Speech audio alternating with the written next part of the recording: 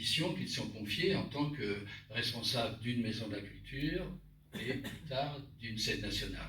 Et pour le commun des mortels, la même chose, mais avec des nuances.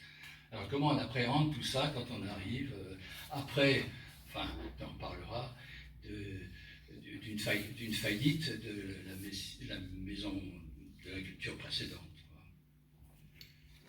Bien, bonjour à chacune et à chacun. Jacques lui pose une question qui pourrait déjà durer au moins 3 heures. Parce que, évidemment, elle réunit l'ensemble des paramètres, l'ensemble des questionnements.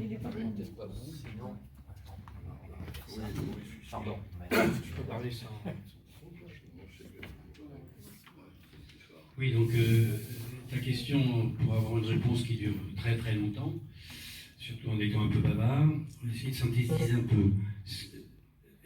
La question, elle est d'ordre générique, mais à La Rochelle, elle était d'ordre très particulière.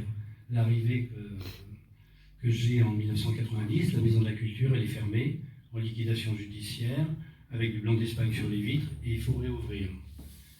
Les élections sont quelques mois plus tard, à peu près 6 mois, 10 mois plus tard, oui, à peu près. Et donc, il faut réouvrir. Elle était passée, ouais, peut-être. En tout cas, on est en 90. Je trouve, comme tu l'as dit, que j'ai dirigé avant à Angoulême un centre d'action culturelle, préalablement à Tarbes, un centre de développement culturel. Et j'ai fait mes premiers pas à Orléans, à la Maison de la Culture, avec une grande dame de la profession, la Mireille Nagère, j'aurai l'occasion peut-être d'en reparler après. Parce que c'était très proche de Malraux. Et comme je sais que tu veux parler un peu de Malraux, on en est là.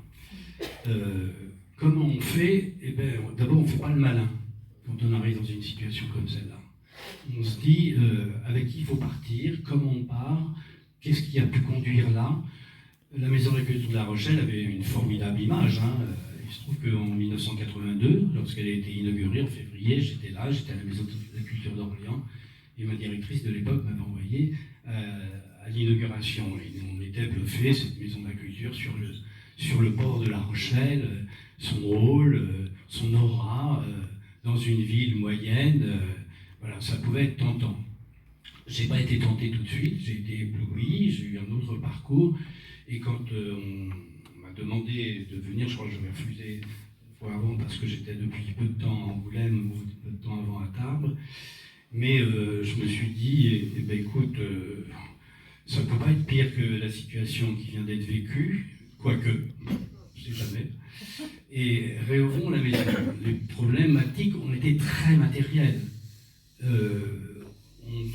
La Maison de la Culture était liquidée, on n'ouvrait pas une poissonnerie, on réouvrait un théâtre. Il y a des lois, fort heureusement en France, c'est notamment le L122-12 du Code du travail qui contraint à d'abord réemployer le personnel en poste. Là, c'était difficile d'agir comme ça. Et que les créanciers qui étaient au bilan étaient d'une certaine manière très prioritaires. Réouvrir avec le nom Maison de la Culture, c'était pas possible. Voilà. Ça me paraissait pas possible. Parce que c'était une reprise, une réouverture.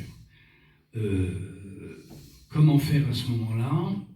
Il se trouve que moi je tenais que le nom national continue à exister dans le générique de cet établissement.